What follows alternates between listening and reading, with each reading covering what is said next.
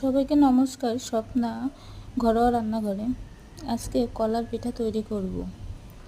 কলাগুলো ছাড়িয়ে, যাদের ঘরে বেশি কলা পচে যায় তারা এইভাবে তৈরি করে নিতে পারেন।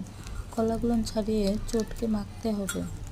কলার ভিতরে যদি বীজ থাকে তাহলে সেগুলো বাছতে হবে।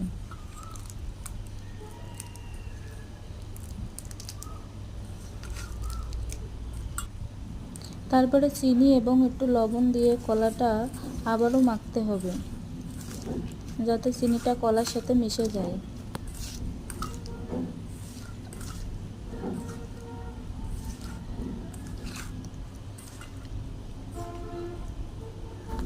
কলাটা মাখা শেষ হলে ওর ভিতরে আটা দিতে হবে।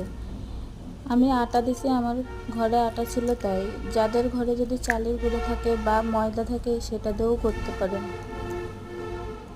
এইভাবে আটা দিয়ে মেখে নিতে হবে সুন্দর করে।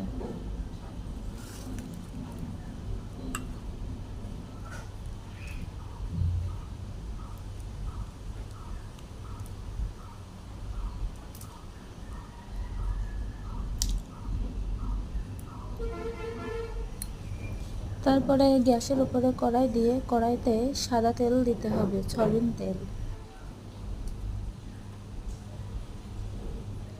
দিয়ে একে একে তেলটা গরম হয়ে গেলে কলা পিঠাগুলো ছাড়তে হবে। যাদের বাচ্চারা কলা খেতে চায় না তারা এইভাবে বাচ্চাদের পিঠা তৈরি করে খাওয়াতে পারেন।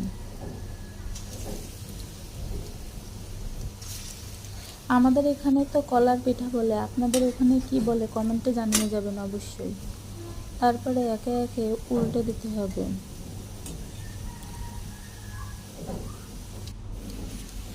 একটু লাল লাল গোল্ডেন কালার হলেই সেগুলো নামিয়ে দিতে হবে, নামিয়ে নিতে হবে।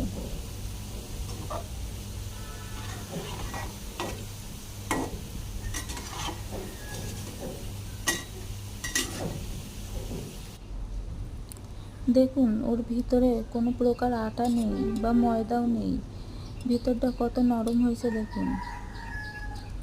আপনারা যদি চালের গুঁড়ো দিয়ে করেন তাহলে একটু শক্ত হবে,